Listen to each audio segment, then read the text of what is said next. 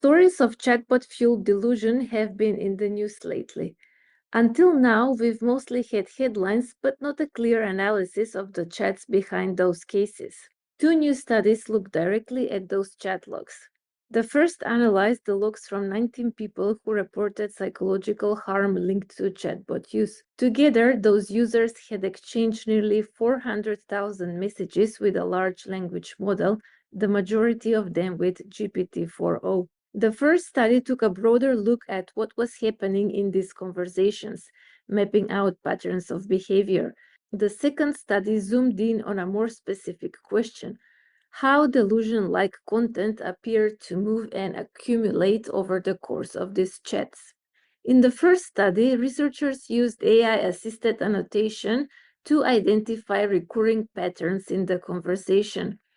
Across all 19 cases, users treated the chatbot as sentient, and in nearly all cases, the chatbot made similar claims. In every case, users formed strong emotional bonds with the chatbot, including both platonic attachment and romantic interest.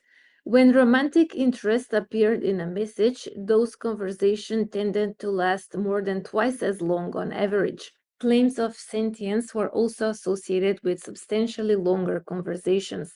Then there's the more concerning material. 69 messages included explicit suicidal thoughts. 82 included violent thoughts towards others. And in about a third of those violent messages, the chatbot responded in ways that encouraged or reinforced what the user was saying.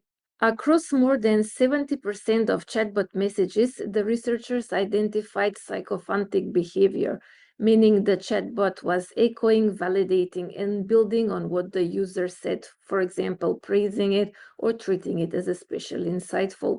While the paper doesn't report exactly how often chatbots challenge delusional ideas specifically, the pervasive pattern of validation and affirmation suggests reality checking was rare.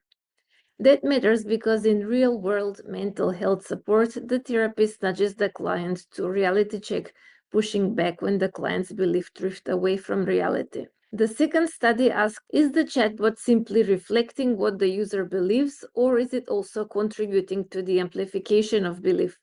To test this, the researchers tracked whether delusional messages from one speaker made the other more likely to respond in kind. They looked at 4 pathways: human to chatbot, chatbot to human, and each reinforcing their own previous outputs. Think of each delusional message as a stone thrown into water. The ripples represent its influence on the conversation. They make it more likely that similar messages will appear shortly afterward. Each new delusional message is like another stone, creating new ripples and increasing the chance that further similar messages will follow. If no new stones are thrown, the ripples gradually fade. What the researchers found was that the chatbot stones created longer-lasting ripples than the humans.